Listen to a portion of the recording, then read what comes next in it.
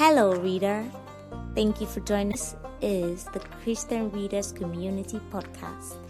On this podcast, we will be discussing with fellow readers and authors.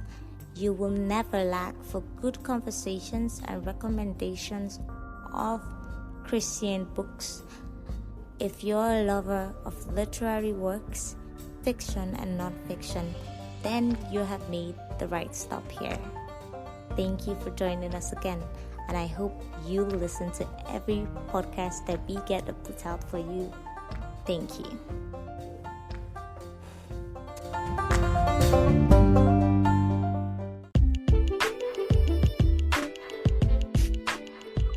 Welcome to the Christian Readers Community. I'm your host. My name is Faith. So with me today on the show is an author all the way from South Carolina. And she has a new release that I'm excited to talk about with her. And I had to invite her over here to come talk to us. Her name is Heidi Gray McGill. Welcome to the show, Heidi. Thank you, Faith. It is an absolute pleasure to be a part of your program. I'm so happy. Thank you so much because I've actually read several books written by you. And so when I contacted you, that was last month, and you told me that you released a new book, and you asked, okay, would you like to interview me about the ones you've read, or if you'd like to read the new one? And I was like, I can't say no to a new book. Exactly. I said, okay, I'm voting for the new one. You just have to send me the new one because I guess I can interview you next time about the old one. But today, yay! So I finally was able to get a free copy from Heidi, and I read this book. It was wonderful. Oh my! Thank you, Faith. Just like the other books written by you, I've always enjoyed everything every book I've read from you. I've not read all your books, but the ones I've read, they've been wonderful. 4 books. This is going to be the 4th one that I'm reading from you. Thank you so much. Thank you, Faith. Your words are very thoughtful. All right. So, without wasting much time again, I'd like to say a little about you. Tell our listeners about you. So, for those who do not know, Heidi Gray McGill. Correct. Forgive my accent. Yes. So, Heidi Gray McGill is an American Christian author who writes both historical and contemporary fiction. She's very good at both. At least there are some books you read, you'll be like, okay, I think this author should stick to this. But I think Heidi Gray has done so well for herself in these 2 genres. So she's an author. Thank you. So she's an author, and she's a wife, a mother, and a proud grandmother of that's 2 grandsons, right? Right. 2 years old and 4 years old. Ooh, and you like to build is that a caterpillar or a bridge or what that would have to fall down with a loud crash? Yes. So the boys absolutely love building anything, and when they have built something, the most important part of building is making sure that it crashes when it falls down. It has to make a loud noise. So they love using monster trucks and dinosaurs and whatever they can to make the building fall loudly. Oh, you've heard it. You've heard it from the. I don't know if I use this phrase if it's okay by you. But you've heard it from the horse's mouth. Is that is that okay? Repeat it again. You've heard it from the horse's mouth. You've heard it directly. You've heard it from the horse's mouth. That is a very good idiom to use. Yes. Okay. All right. So, thank you so much. And that's a little I can say about her. If you would like to know more about her and her books, you go to her website or you check her out on Goodreads, on Amazon, and on anywhere books are sold. You would see her name and her biography. So before we So let's quickly go straight into what we want to talk about today.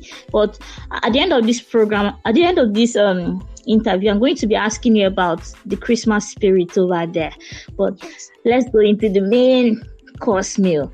So you wrote a new book, published it last 2 months. That was in October, and it's titled A Deeper Love. Yes. Tell us about the book, A Deeper Love. Faith, this was a fun book to write. So it's my very first traditionally published book, and it is contemporary fiction. It has been a very fun journey. This book, I actually wrote it over a year ago, but that's how this traditional publisher works. And so I'm used to writing as an indie publisher, an independent published author. And so it's a little bit different. When writing this book, there were 8 other authors, and we came up with a group of pretend make-believe islands out in the South Pacific. They're somewhere between American Samoa and Hawaii is where we placed these islands. Excuse me. And if you ever watched the movie Godzilla, there's a place called Skull Island, and it's about in that location if you're looking on a map.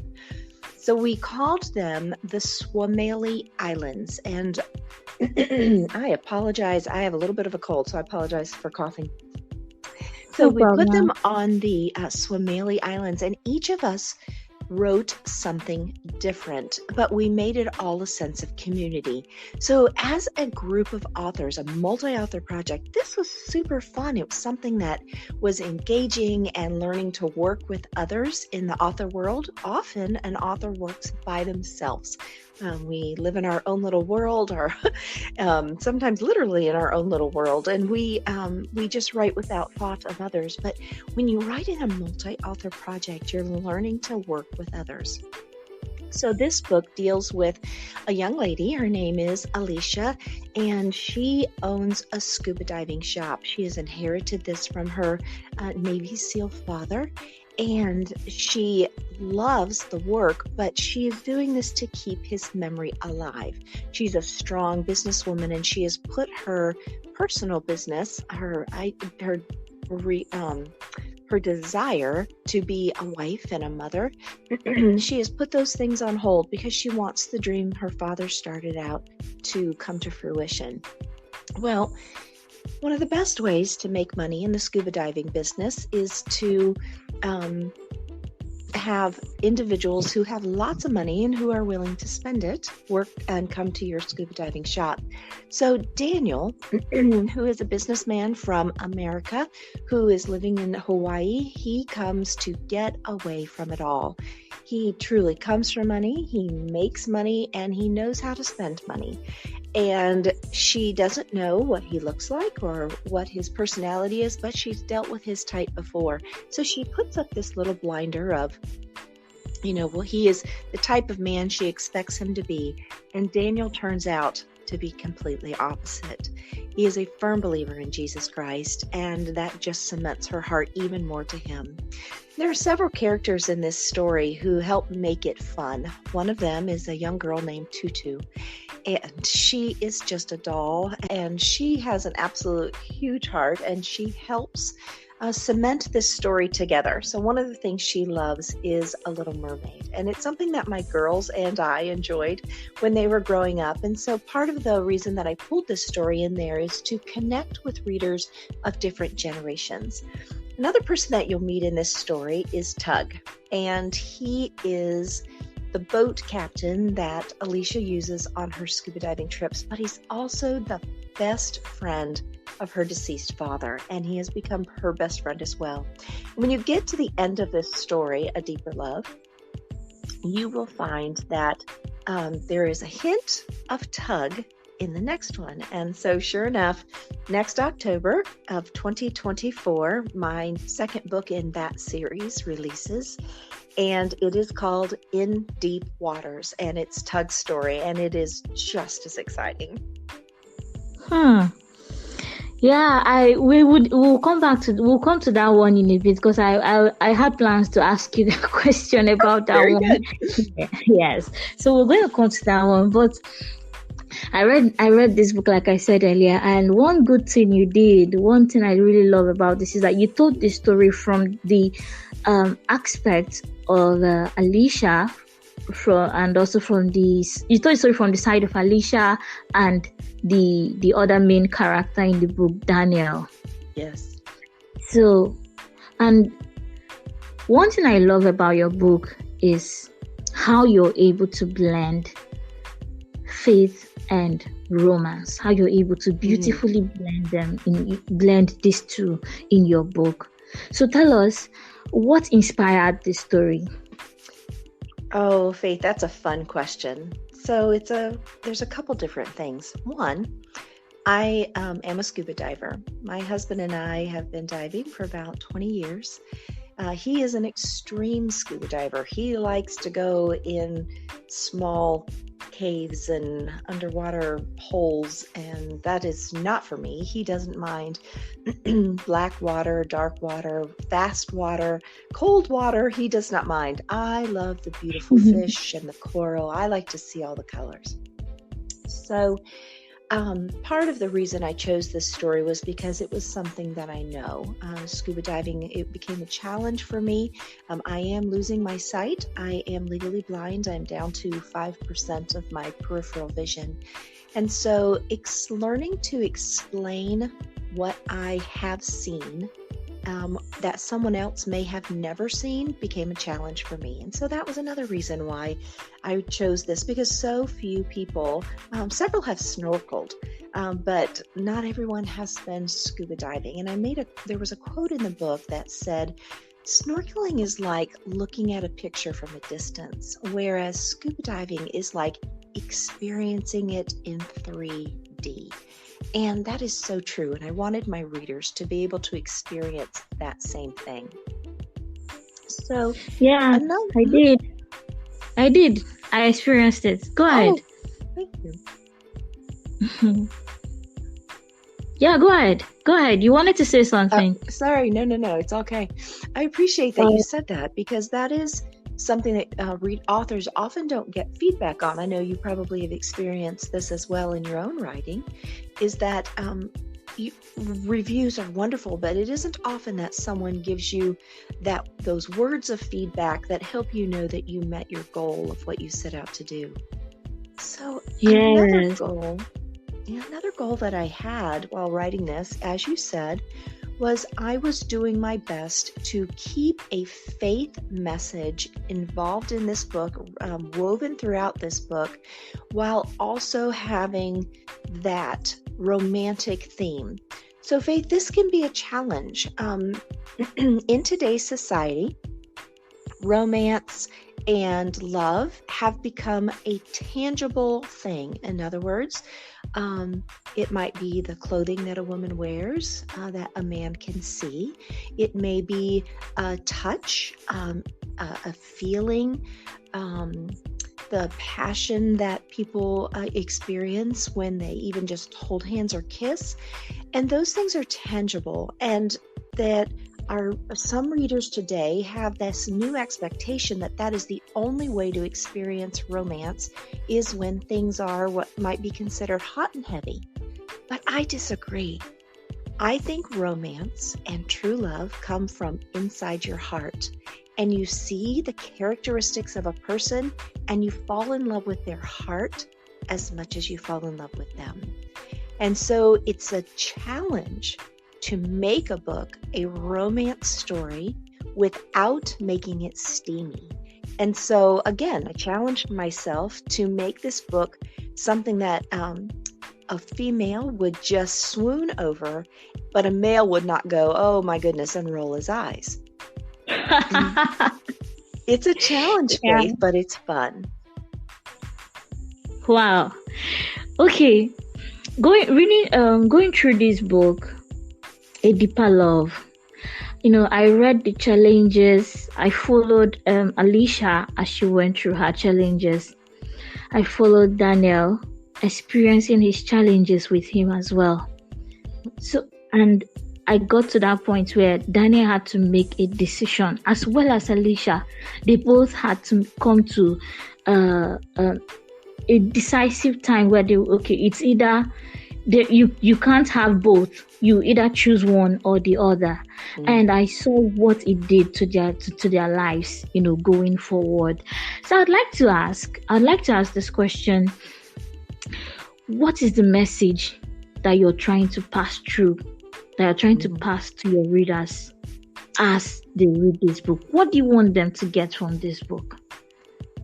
Faith, that's actually a really strong question, because when I am writing, I do have a story in my mind, but I first always sit down and think of, what is my spiritual theme?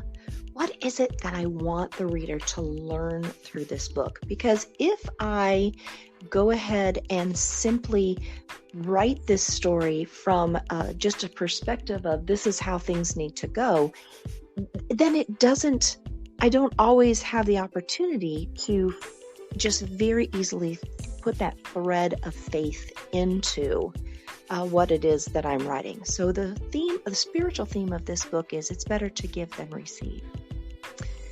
And the reason this is important in this particular story is because all of Daniel's life, he has given into the expectations of what his family and his father want from him. He has met every qualification that his dad has asked him to. He's done what he has needed to do. And so he feels like he has given all of his life because he's sacrificed himself. But what he doesn't recognize is that he has not given of himself. He has not given of his heart. He has not given away the one thing that is the most important to him, and that is his heart and his love for another. And so at the end of this book, he has to make a decision of who is he going to allow to rule his life. Is it going to be his father, or is it going to be God, who has given him a pretty clear direction of where he needs to go? So tell us, what about Alicia? What inspired her own side of the story? What inspired her own side of the story? Yeah. Faith, I'm not really sure how to answer that, but I can give you an example, and that would be you. So you are a young woman who has goals and desires, and you are tackling them. This podcast is a perfect example. Being an author, and writing your story is another great example. You have stepped out in faith, and you have pursued and tackled something that some would never even try, let alone accomplish, but you've done it. And so every woman has this ability inside of them. Whether we actually do those things or not is one thing, but Alicia is doing this because she's wanting to fulfill her father's dream, and it needs to become her own. And as an individual, I think this is how I was growing up. My spiritual walk of faith to becoming a Christ follower was very unique. I grew up in a pastor's home, and I knew God's word. I understood what God desired of me, and I knew his laws. And it was not difficult for me to actually follow those laws, because my personality is that I'm not rebellious by nature. And so if my dad asked me to do something, I did it because I knew it was the right thing to do, and I wanted to be obedient. And that is very interesting, because as I grew, I continued to grow in my walk with Christ. At 9 years old, I remember asking Jesus to come into my heart to forgive me of my sins. But when I was in college, I realized that every time I would date a guy, I would realize I would kind of transfer this loyalty I had to my dad to this boyfriend, and it was not healthy. So Yeah. when I was 32 years old, Faith, so I asked Jesus in my heart at 9. I have no question in my mind that Jesus loves me and that he had accepted me and had adopted me as his child at 9 years old. But when I was 32, I was asked to mentor a brand new Christian. Now, Faith, she was nothing like any other woman I had ever met. I had not been through any of the things that she had gone through.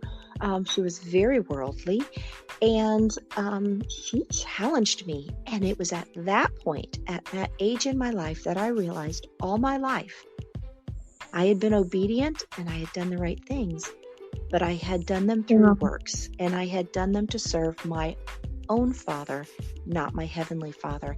And I had a major heart change shift.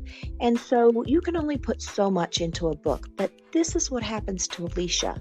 Alicia has done what she has felt has been important all her life, of doing what she believes her Father would want from her, instead of what does her Heavenly Father want from her. So that was my basis for that character. All right. I'd like to ask you this next question about experience. Now, like I mentioned earlier, I've read 4 of your books. I've read 4 of your books. Mm-hmm. There's one thing I notice about the characters in your book. By the way, they are unique. None of them, I have not come across any cliche though, Like, let's say, your characters are always going through one problem, the same book, the same storyline. No. But what I'm saying is that, I think in a nutshell, you write about people who have a level of insufficiency, who are going through a level of insufficiency. They don't feel sufficient in themselves. Mm-hmm. There's always one thing missing. There's always one thing they feel like, this should be corrected in my life, but I don't know how to go about it. I remember the historical fiction, and the other ones dial E for endearment, and dial P for perfect, and now a deeper love. Okay, so I would like to ask you a question. Writing about these characters, because at the end, I always see them, arriving at a place of healing, a progressive healing. It's not like, even the way you write it, you didn't just put it that, everything suddenly became all good, all nice, but you made it that these people's progress and healing would be progressive. These people's healing, would be progressive, and this is what they'll continue to encounter as time goes on, as time goes on, and as they continue to grow with each other. So I'd like to ask, how much of an experience did you draw from your life to write these books, or did you just learn from others? Not when you say you learn from other people's lives, or did you just get? Is this part of you, or you learn from others, or is it a combination of both? First of all, thank you for the compliment that I am able to make a character in your mind progress through an insufficiency through a sufficiency in Christ. That is a very high compliment. So thank you for that. I have learned in writing that you do need to put a part of yourself in there. However, I just wrote a little flash fiction about a woman who has come through an abusive relationship and now divorced. Now, I haven't experienced any of these things. So in that short flash fiction that I wrote, there is none of me in there. But in my other books, yes, there is always a part of me somewhere. Faith, I have learned that when I am writing a story, I have to know my characters. So if a close family member were to pass away and you were to write a eulogy for that individual, it would be difficult because of your emotions, but you would have a tremendous amount of backstory that you could say and tell about that person in a eulogy. But if you do not know that person, they are a stranger to you and someone asks you to write a eulogy, it is very difficult. You can write cliches and pat answers and say, he was a kind person, he always smiled at me, but those things have no depth. So when I am writing a story, I find it very important to know my characters. I sat down, excuse me, especially with Alicia, I sat down and I wrote out all the things that she went through that never made it into this book. I wrote about what she was like at 9 years old when her mom died and the emotions that she went through. I wrote about how growing up without a mom, when she wanted to go on her first date and she didn't know what to wear, and her dad was military and he wasn't able to help her. And I wrote all of these different things so that I knew Alicia, so that she had been my friend for a very long time. And when you know someone that well, they don't have to say to you, I'm having a bad day. You know it because of their emotions and their expressions. And so when writing the book, then it was easy for me to visualize what expression Alicia would have on her face and then therefore be able to put it on a piece of paper. So for this particular book, there is no single character that has any of my personal characteristics or my personal experiences, except for the fact that I am a scuba diver and I understood that underwater world. All right. My next question is this. How do you title your book? Do you maybe start with this title and at the middle of the book you say, no, I think this title is no longer suitable for this book. I'll get something else. So how do you title your book? I'm over here laughing because that is by far the hardest part of the entire book. Oh my goodness. Oh, it is so hard. And I don't know how people come up with these clever books. It just, it blows me away. So because this is a series, because I knew all three of my books needed to have some type of similar title, needed to have to do with water or the islands, I just kind of brainstormed some different things. But it, like you said, I had a couple ideas that maybe these would work. None of them I even remember because they were that unmemorable. And then by the time I had got to the end, I realized that because we are diving deep into a relationship and not just staying on the surface in this particular book, that a deeper love was a better fit. So one last question before I will ask you about the next book you're working on. As a writer, I know you said earlier that writing this book was fun for you, but as a writer, I've come to understand that there are certain areas of writing or publishing a book that some authors, struggle with.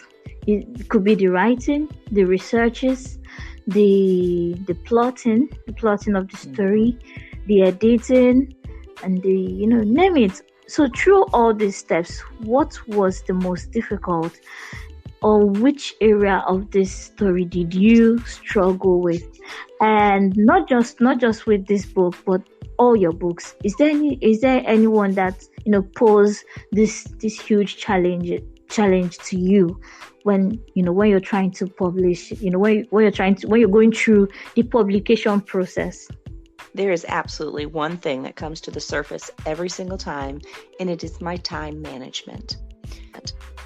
So there are many things that an author has to do, and it's not just putting words on paper. And we all know about the editing and the going back and making sure our words are concise and that we don't have any fluff in there that doesn't need to be there.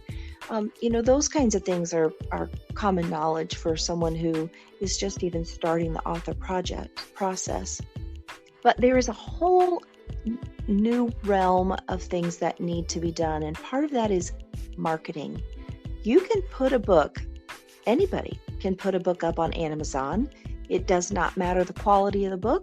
As long as it meets the specifications, it can go up there. But selling it is another thing. Getting the word out to readers who match your criteria for reading your genre. So I'm pretty specific, Faith. My Christian historical fiction and my Christian contemporary fiction or romantic rom-coms, they are very overtly Christian. So for me to just put my book under historical fiction or contemporary romance would not fit every reader out there. Someone in contemporary romance may not care for the faith values that are included in my books, and so it would give me a low review when they finished my book. So you have to make sure you not only, like I said earlier, know your characters, but you also need to know your readers. You have to know your audience, and this is pretty important. So when I am trying to put a book out there, I spend a lot of time connecting with individuals in certain reader groups on Facebook, in platforms on like Instagram, through blog posts of people who are reading my blogs, through podcasts such as this that has a Christian emphasis, through my newsletter of individuals who have signed up because they enjoy my type of story. And those things take a tremendous amount of time, and it often feels like they are the most important thing. But the truth is, if I don't have a book to sell, those things don't matter at all. So my time and how I manage it, of ensuring that every day I am getting something down on paper, or computer at this point, is very important. And I often find that I allow other things to take over that time. So it's pretty clear that I need to make sure that I'm doing the main thing first. Wow. So your own challenge in writing is time management, because Absolutely. really I agree with you. There's so much for an author to do. There's just so many things that an author has to do on a daily basis. Yes. And I think I'm going to really agree with you on that, because really time, sometimes it looks like 24 hours in a day is not enough. Mm-hmm. That's exactly right. You just want more. Or sometimes you just wish, how I wish I could be a Superman. So I won't get easily tired. So I won't have to spend these hours that I was supposed to use in writing. I won't spend it sleeping. Yes. But no problem. The Lord is the strength. That's right. Yeah, the Lord is your strength. So before we go, I'd like to ask you, could you tell us a little about the next book you're working on in this series? I'd like to know. Yes, I would. So that is called In Deep Waters, and it's Tug's story, the one who is the boat captain. Tug is in his later years of life. He is about 72, and he knows that he should retire, but this is his life and it's his love, and he has always said that he would be there for Alicia, and Alicia needs him. So God's going to have to do some pretty miraculous things to make it possible for Tug to, number one, accept himself the way God made him, and two, give him the freedom to pursue what he wants out of life. And so it's a very exciting book. I actually enjoyed it much more than A Deeper Love, and that was a good book. It was a fun one to write. But this book is... I'm getting up in my years in life too. We just moved into a 55 plus community, and I am watching this generation of individuals from their 50s to their 80s who are still very active, very excited about what God would have them do. They have not finished life. They have not put it on a shelf and said, this is all there is for me. They are still seeking God's best. And so that's what I've done for Tug. And it comes in a very unusual and exciting way for him. And so I won't give away any more of the story, but it's one of those that you will want to put on your to be read list on the Goodreads and the book club when that one comes out next year. Okay. When is it coming out? It's October 31st of 2024. So every one of the books in the series, all 9, release from February to October. And So we just do marketing on the other months of the year. Oh, that's beautiful. That's amazing. And yeah, I'll definitely be looking forward to reading that one as well. So yeah, thank you so much. I would like let's say for someone who is listening, where could they go to get your book? Yes. So, Faith, probably the easiest way is through Amazon. Following me on Amazon is helpful because then I have had twice when Amazon has wanted to price match my book and they have lowered it and I didn't even know it, but my readers did because they got notifications. So when you follow your favorite authors on Amazon, you do receive those notifications of when a book is on sale, and that's very, very helpful. So that's a great way. But Faith, I have some really exciting news. So you mentioned the book that you read, Dial E for Endearment.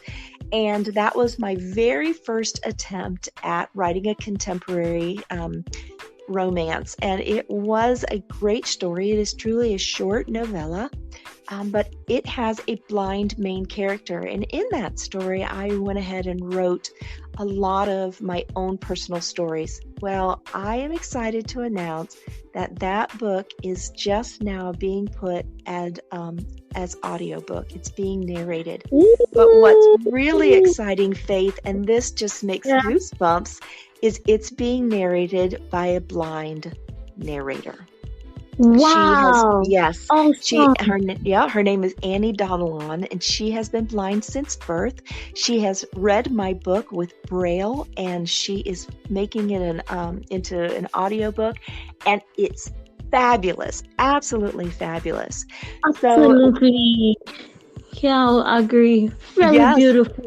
Amazing, wonderful, awesome. Yes. So the other way that you can locate me is if you will go to YouTube and type in author Heidi Gray McGill. I should be the only one there. You can look for me there and subscribe, but then also hit that bell, because there is an excerpt up of that book right now. But when that book becomes live for anyone that's on YouTube, they can listen to that book for free. That is my gift to the community. And I have been so blessed and so held up by the blind community, and it's just one of those things I wanted to do to give back. And so I would encourage any of your friends and listeners to subscribe to my YouTube channel, make sure they hit that bell, and then when that book does come live, they will be the first to know. Wow, I'm definitely going to subscribe after this interview. I'll definitely. Well, one of the nice things about YouTube, I really like how they do this, is when you subscribe to YouTube, if you subscribe to a newsletter, they just come all the time, and you're like, oh my goodness, and you have to unsubscribe. But on YouTube, you can set your notifications, and you can only receive certain things. And it's a little hard to find. I don't know how accessible it is, but you can do that. And so you hardly ever get emails except when they're important. And I really appreciate that about YouTube. So another way that you can find me is I am on Goodreads, and I am on BookBub, and I'm also on another platform called All Author. And all three of those are great places to read the descriptions of the book and read other individuals' reviews of the book. And one other place to find me is on my website. And you will find there things about me. You will find my statement of faith, and you will find a blog post. And I really try to share my heart in that blog post and give something to my readers that would encourage them. I have a mantra, and that is choose joy. And no matter my circumstances, I always want to choose joy. And so that blog post is something that I try to do right to make people understand the importance of choosing joy in every situation, no matter their circumstances. So you can find me on the web at HeidiGrayMcGill.com. Okay. Thank you so much for giving out this medium that anyone listening would be able to reach out to you or visit and get to learn and know more about you. And I do hope you keep writing. But before you go, there was this bonus chapter I read at the back of your book. That's after when I finished A Deeper Love, just at the back. And the main character's name was Faith. And I was like, ooh, my namesake, I'll definitely read this. So which title, what's the title of that one? All right. So this book is written by Amanda True, Tru. She's the first one to write in the series. So when this, the second year of the Swamele Island series starts up next February, you will be able to get Amanda's book. I read the very first book that she wrote. It was exceptionally well written. It is a time slip. And I just loved it. Had a little bit of a mystery to it. And it is a little bit of how I walked and looked at the way my island was made so that I could follow what Amanda was doing. So when her book comes out, she is one that you will want to get as well. But all the books in the series are available, and they are available on Kindle Unlimited. So if you are a subscriber to Kindle Unlimited, you can easily binge read all of those books over the holidays. Oh, you've heard it all from Heidi Gray McGill. Thank you so much for accepting my invitation to be interviewed on this platform. I'm so grateful, and I do hope that if I invite you next time, you'd be willing to come. Absolutely. It would be my pleasure. And Faith, thank you so much, not only for the opportunity to share about my books and who I am as a sister and daughter of Christ, but I am so thankful for your friendship. This is the first time that we have been able to talk. And so it's just been lovely getting to know you a little bit more. And I'm excited to see all that God has in store for you. Thank you. Me too. This is my first time of hearing your voice. We've been corresponding via email all this while. I think this is about a year now, and it's been wonderful to get to hear your voice finally, and I'm so happy. Thank you so much, and I do hope you keep writing and writing for God's glory. And I pray that God will continue to use you to bless us, to teach us life important lessons as you've been doing. Thank you so much.